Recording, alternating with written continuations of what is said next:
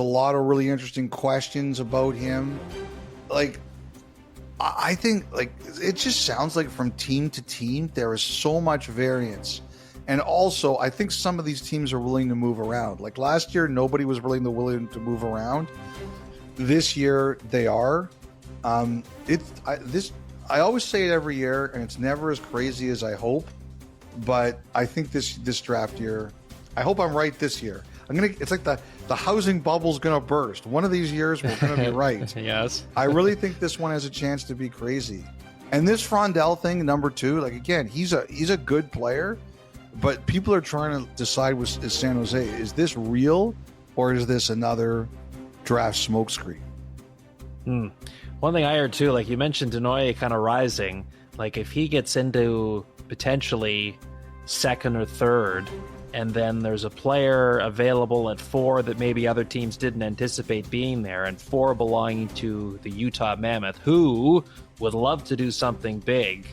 Like, someone just made the point to me, like, there's the opportunity could present themselves that a team that's excited about a player there at the 4 spot offer up something for Utah to give them immediate help, and suddenly that pick becomes in play. Like, yeah, you're right. I think there's a few teams like that. I think Yeah. there's a few like that.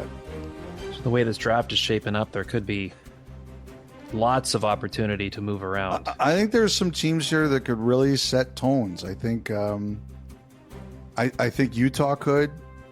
I think Chicago could. I think Philly could. I think Buffalo could, because they got players people are trying to trade for. I wonder if the Rangers try to move up. Like, that's another one I'm kind of wondering there. Darsh is a really interesting one. Like, Darsh just got the job. I'm wondering if he's having trouble finding time to breathe right now, because Yeah.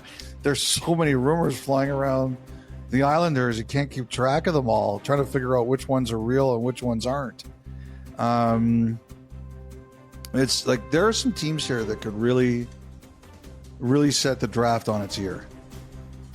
Yeah, boy. At least when, I mean, Kent Hughes picked Slafkovsky first overall his first year at the helm in Montreal, but he had a lot bigger of a runway than Matthew Darsh will have with the New York Islanders in terms of getting your ducks in a row before stepping on that stage.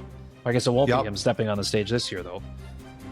Making the call in from the Zoom from home base on Long Island.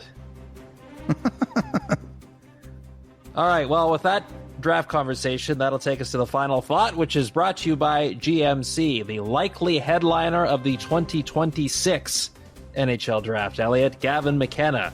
We've discussed him a few times, certainly as his Medicine Hat Tigers moved into off-season mode, and a lot of questions about what is next for some of those top CHL players with now the opportunity to make the jump to Division I hockey in NCAA. What is the latest you are hearing on Gavin McKenna?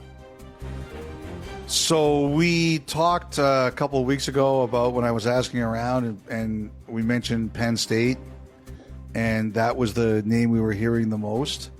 I heard over the past couple of weeks he did some Zooms. He did Penn State, he did Michigan State, he did Michigan, and he did Denver. And it sounds like it's probably coming down to Penn State, who we guessed, and Michigan State. Nothing decided, but it sounds like that's where he's at. So we'll see where it goes. I mean, I have to, like I said before, it's not something I'm on top of, like the CHL and the NCAA, but judging from the reaction the last time we talked about it, people are really interested. They're really into this. So we'll see how it ends up. Potentially join his Medicine Hat teammate Caden Lindstrom in Michigan State if he did that, but holy smokes, yeah, whether it's them or Penn State, who have really emerged on the scene as we talked about on the men's Division I level, boy, what a get that could be for any program with the opportunity to add Gavin McKenna into the fold. That's going to be, of that category, that'll be the biggest story this summer, is where he ends up playing in the fall. Yeah, a lot of eyeballs on that. All right, that was the final thought brought to you by GMC. We'll take our first break. We still have our interview with Matthew Schaefer to come, but before we get to that, the Thought Line. 32 Thoughts, the podcast, continues after this.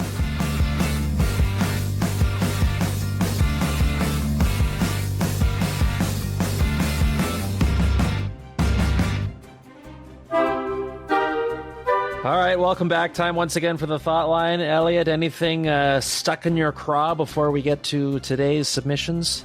So before you came on as the co-host of this pod, back in, we'll call it maybe like two...